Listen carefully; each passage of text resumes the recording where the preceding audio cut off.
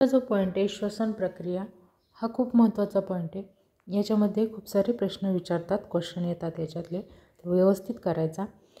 तर मुलांनो, आपण शिकणार आहोत श्वसन प्रक्रिया. मग मला मानवी जी शरीर आहे त्याच्यामध्ये जे वेगवेगळ्या आपल्या जीवनक्रिया चालू असतात है ना, ह्या जीवनक्रिया चालू असतात. राहण्यासाठी विविध मानवी सजीवांचे जीवनक्रिया विविध प्रकारे चालू ठेवण्यासाठी मानवी शरीराला काय गरज असते? ऊर्जेची गरज असते. मग अशा प्रकारची ऊर्जा ही मानवी शरीराच्या पेशींमध्ये तयार होत असते. ऊर्जेची निर्मिती पेशीमध्ये तयार होते. पेशींना यासाठी विद्राव्य जे अन्न घटक असतं व ऑक्सिजनचा पुरवठा होणे खूप गरजेचे असते ह्या ऊर्जा निर्मितीसाठी. ही कामं कोण करतं? श्वसन संस्था व रक्ताभिसरण संस्था करतात. श्वसन प्रक्रिया ही 3 टप्प्यात केली जाते. बहिःश्वसन म्हणजेच बाह्य श्वसन, अंतःश्वसन आणि पेशी श्वसन अशा या 3 टप्प्यामध्ये ही प्रक्रिया घडली जाते. तर ही डिटेलमध्ये पाहूया. बहिःश्वसन म्हणजेच बाह्य श्वसन. आपण जे श्वास घेतो तो कुणावाटे? नाकावाटे घेतो. नाकांना 2 छिद्र असतात, त्यांना नासिक छिद्र म्हणतात. आणि आपण ह्या 2 छिद्रानुसार वास घेतो. त्यामागील पडद्यात नासिकापटल असे म्हणतात. नाकावाटे या 2 छिद्रावाटे आपण श्वास घेतो आणि उच्छ्वास सोडतो. नाक हे काय? घाणेंद्रिय आणि त्याच्या थ्रू आपण 2 क्रिया घडतो. श्वास आत घेणे आणि श्वास सोडणे. श्वास सोडणे म्हणजेच उच्छ्वास. अशा 2 क्रिया आपण नाकावाटे क्रिया करतो. तर मग ह्या सबक्रिया आहेत कशाच्या? बाह्य श्वसनच्या 2 सबक्रिया आहेत. काय? श्वास घेणे व उच्छ्वास सोडणे. पुढचा जो पॉईंट आहे मग श्वास घेणे. नाकाद्वारे आपण काय करू? हवा आत घेतो आणि ती हवा आपण श्वसन नलिकेमार्फत दोन्ही फुफ्फुसात सोडतो. आणि उच्छ्वास म्हणजे जो फुफ्फुसात गेलेली हवा आहे तिचं काय होतं? हवेतील ऑक्सिजन रक्तामध्ये मिसळतो आणि ते रक्त शरीरातील कार्बन डायऑक्साईड फुफ्फुसाकडे पोहोचते व उच्छ्वासावाटे आपण काय करतो? तो शरीराच्या बाहेर टाकतो. हे बघा, अशा प्रकारे आपण ऑक्सिजन आतमध्ये घेतो आणि उच्छ्वास म्हणजे कार्बन डायऑक्साईड आपण बाहेर सोडतो. आणि श्वास घेणे आणि उच्छ्वास म्हणजे हे 2 ज्या प्रक्रिया आहेत त्या काय करतो? आपण फुफ्फुसामार्फत घडतो म्हणून त्याला बाह्य श्वसन प्रक्रिया म्हणतात. श्वसन प्रक्रियेतला जो दुसरा पॉईंट आहे अंतःश्वसन. शरीरातील सर्वच पेशी व रक्त यांच्या दरम्यान वायूंची काय होत असते? देवाणघेवाण होत असते. या वायूंच्या देवाणघेवाणीलाच आपण अंतःश्वसन असे म्हणतो. अंतःश्वसन या क्रियेद्वारे रक्तातून पेशीमध्ये ऑक्सिजन O2 वायू जातो, तर पेशीमधून रक्तामध्ये कार्बन डायऑक्साईड येतो. तिसरा जो श्वसन प्रक्रियेचा पॉईंट आहे पेशी श्वसन. ऑक्सिजनमुळे पेशीमधील ग्लुकोज सारख्या विद्रव्य घटकाचे मंद जलन होते व ATP म्हणजे अँटेनोसायनोट्रॉइड काय त्यांचं ATPचं अँटेनोट्रॉइड फॉस्फेटच्या स्वरूपात काय होतं? आपली ऊर्जा मोकळी होत असते. या क्रियेबरोबरच कार्बन डायऑक्साईड CO2 व जलबाष्प हे उपयोगी नसणारे पदार्थही तयार होतात. आणि हे उपयोगी नसणारे 2 पदार्थही तयार होतात आणि ह्या क्रियेलाच काय म्हणतात आपण? पेशी श्वसन असे म्हणतो. याच्यामध्ये कोण? कार्बन डायऑक्साईड आणि बाष्प हा तयार होत असतो, हे लक्षात ठेवा. पेशी श्वसन हे रासायनिक क्रिया आहे. पेशी श्वसन काय? ही जैव रासायनिक प्रक्रिया आहे. त्यामुळे आपण हिला काय करतो? समीकरणाच्या स्वरूपात मांडतो. मग कशा प्रकारे मांडतो हे जे समोरचं आहे पेशी श्वसनचं काय आहे? रासायनिक प्रक्रियेचं समीकरण आहे 6H12O6 + 6O2 = 6CO2 + 6H2O. ही H2O काय? ऊर्जा कशाच्या रूपात? ATPच्या रूपात. 30 ATPच्या रूपात आपल्याला ही भेटली जाते. अशा प्रकारे आपण ह्या श्वसन प्रक्रियेच्या 3 क्रिया बघितल्या, जी बाह्य श्वसन, अंतःश्वसन आणि पेशी श्वसन.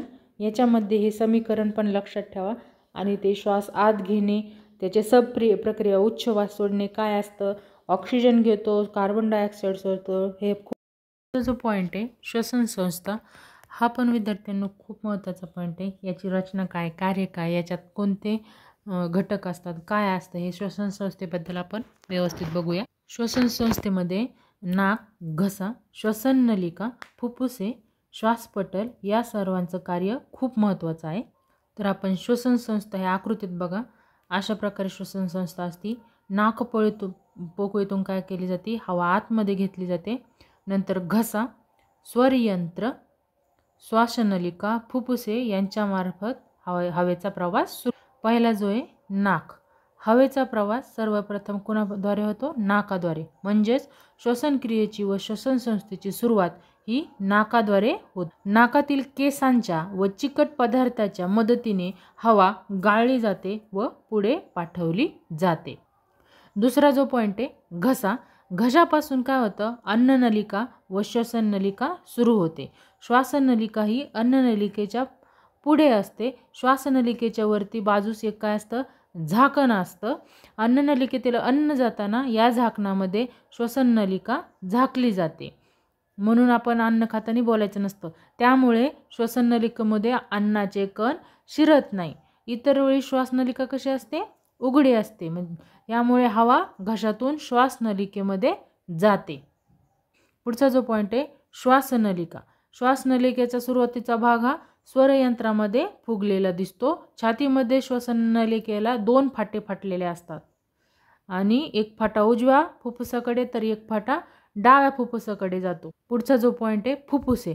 छातीच्या पोकळीत हृदयाच्या डाव्या व उजव्या बाजूस एक एक असे फुफ्फुस असतात. छातीच्या पोकळीचा बराचसा भाग हा फुफ्फुसानेच व्यापलेला असतो. त्यामुळे हृदयाचा पण बराचसा पृष्ठभाग झाकला जातो. प्रत्येक फुफ्फुसावर 2 पदराचे आवरण असते. त्या आवरणालाच काय म्हणतात, फुफ्फुसा आवरण असे म्हणतात. फुफ्फुसे ही स्पंजासारखी असतात. ती लहान लहान कप्प्यांनी बनलेली असतात. त्या कप्प्यांनाच वायुकोश असे म्हणतात. वायुकोशाच्या भोवताली केशवाहिन्यांचे दाट असे जाळे असते. त्यामुळे श्वसन क्रियेत वायुकोशाला अनन्यसाधारण महत्त्व आहे, खूप महत्त्व आहे.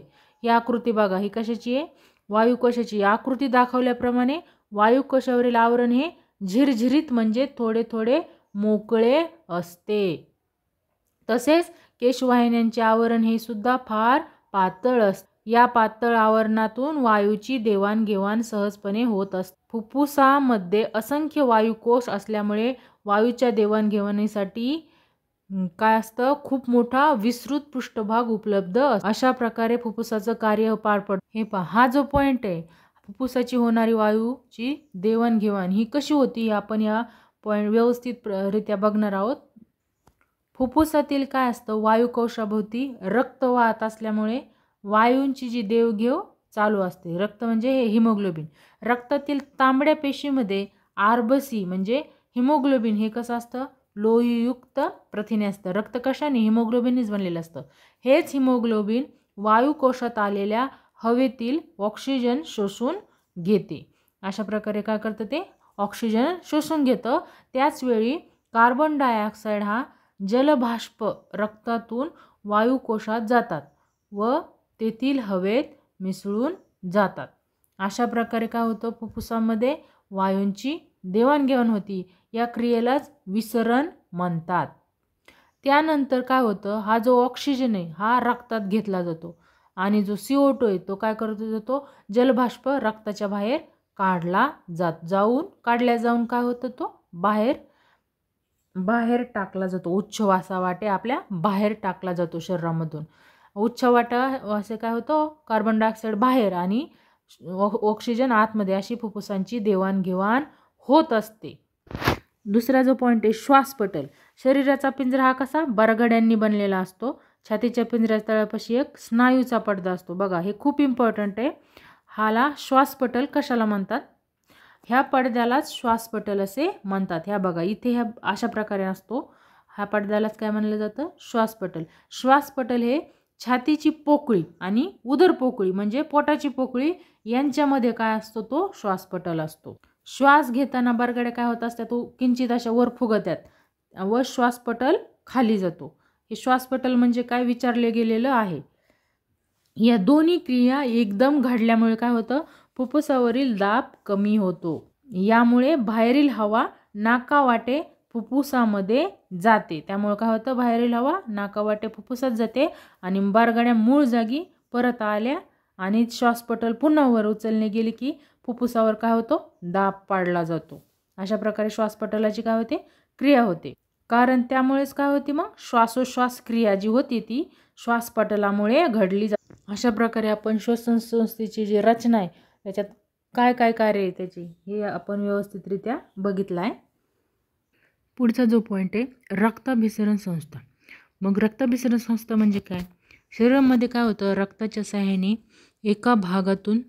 एका भागात शोषून घेतलेले पदार्थ किंवा वायू दुसऱ्या भागाकडे पोहोचणे म्हणजेच रक्ताभिसरण क्रिया. म्हणजे एका भागाकडून घ्यायचं आणि दुसऱ्या भागाकडे पोहोच करायचं, हे कोणाचं काम आहे? रक्ताभिसरण क्रियेचं काम आहे. तर रक्ताभिसरण संस्थेमध्ये काही इंद्रियांचा समावेश होतो, त्याच्यामध्ये हृदय व रक्तवाहिनी. तसंच रक्ताभिसरण संस्थेमध्ये हृदय, धमन्या, दुसरं शिरा, रक्तकेशिका आणि रक्तपेशी यापैकी जे हृदय आणि रक्तवाहिनी आहेत हे काय आहेत? इंद्रिय आहेत. आता आपण रक्ताभिसरण माहिती अधिक विस्ताराने बघूया. शरीरात काय होतं, रक्ताच्या सहाय्याने एका भागातून शोषून घेतलेले पदार्थ किंवा दुसऱ्या भागाकडे पोहोचवणे म्हणजेच रक्ताभिसरण होय. हे तर आपण शिकलो. रक्ताभिसरणची संस्था ही शरीरातच कार्यरत असते. रक्ताभिसरण संस्था ही शरीरात कार्य असतं. ही शरीराच्या निरनिराळ्या अवयवामध्ये पाणी, संप्रेरके, ऑक्सिजन, विद्राव्य अन्न घटक व टाकाऊ पदार्थ असे विविध पदार्थ वाहून नेले जातात आणि हे विविध पदार्थ वाहून नेण्याचं काम ही रक्ताभिसरण संस्था करत असते.